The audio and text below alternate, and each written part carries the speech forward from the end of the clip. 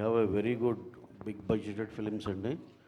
ఒకటి ప్రశాంత్ నీల్ ఎన్టీఆర్ గారిది, రామ్ చరణ్ బుచ్చిబాబు గారిది, ప్రభాస్ గారిది, హను రావుపూడి గారిది, జై హనుమాన్ ఆఫ్టర్ కాంతారా 2 మా రిషబ్ శెట్టి గారు హీరోగా చేసేది, విజయ్ దేవరకొండ గారిది, రాహుల్ సంక్రత్రియాన్తో, అలాగే కళ్యాణ్ గారిది ఇయర్ కంప్లీట్ అయితే నెక్స్ట్ ఇయర్ రిలీజ్ చేయాలి. ఈ అరడజన్ సినిమాల మీద ఫోకస్ అండి. అలాగే చెప్పాలంటే అండి, ప్రతి దానికి 26 is going to be huge year and it will be something else for Mythri అండి. ఎందుకంటే ఇప్పుడు చెప్తున్నా అండి, నేను ఇప్పుడు చెప్పిన 4 పెద్ద సినిమాల్లో జై హనుమాన్ కానీ, రామ్ చరణ్ గారు బుచ్చిబాబుది కానీ, నిన్నే ఆ టీజర్ ఏదో చూసామండి. అసలు ఒక్క షాట్ కోసం ప్రతి ఒక్కడు ఒక 1000 సార్లు మినిమం చూస్తారు. దాంట్లోనూ ఒక చిన్న లెందీ షాట్ కోసం ఎక్స్ట్రాడినరీగా వచ్చింది ఆ సినిమా. కానీ అలాగే హనురావుపూడి మధ్యాహ్నం రష్ చూస్తుంటే అసలు వితౌట్ ఏది కొన్ని ఎమోషనల్ సీన్లు అయితే అతను స్క్రీన్ ప్లే కానీ ఇది కానీ ఇట్ ఈస్ సంథింగ్ ఎల్స్. అలాగే ప్రశాంత్ నీల్ ఎన్టీఆర్ గారు, నేను ఆల్రెడీ చెప్పినట్టు అదొక ఇంటర్నేషనల్ సినిమా. అది అసలుకి మీరు ఏ స్టాండర్డ్స్ ఊహించుకున్న దాన్ని దాటి అది ఇంకో వేరే లెవెల్.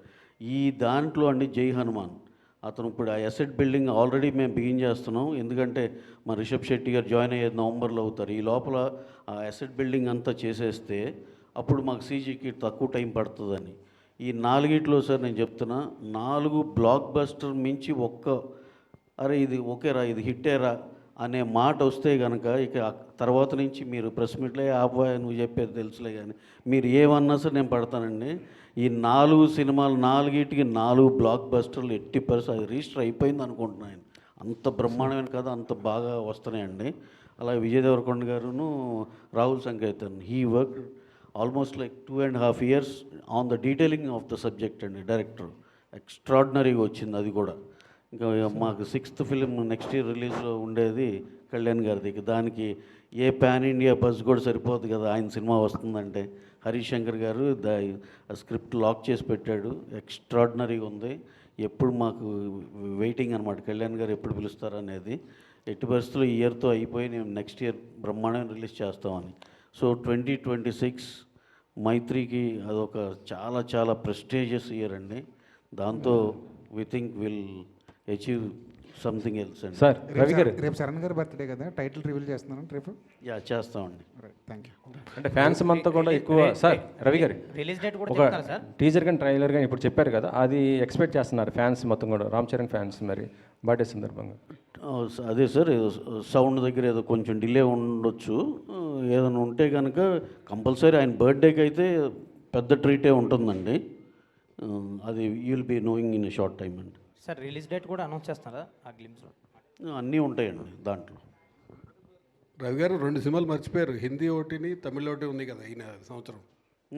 అది ఉన్నాయండి. తమిళ్లో ప్రదీప్ రంగనాథన్తో ఈ ఇయరేనండి. అది ఇయరే release. May first good by Ajith, Good bad Ugly, Jaat year release. నేను he was asking me about 2026 కాబట్టి అండి. April 10th ఇప్పుడు దాకా తమిళ్లో గుడ్ బ్యాడ్ అగ్లీ గురించి హైయెస్ట్ హైప్ వచ్చిన జనాల నుంచి వచ్చిన సినిమా ఏదైనా ఉందండి గుడ్ బ్యాడ్ అగ్లీ అండి. We're expecting opening day all records దాటిపోద్దని. అక్కడ మేము ఇక్కడి నుంచి కాదు, తమిళనాడులో మా వాళ్ళందరూ డిస్ట్రిబ్యూటర్స్ వీళ్ళందరూ చెప్తున్న మాటలు అయ్యి.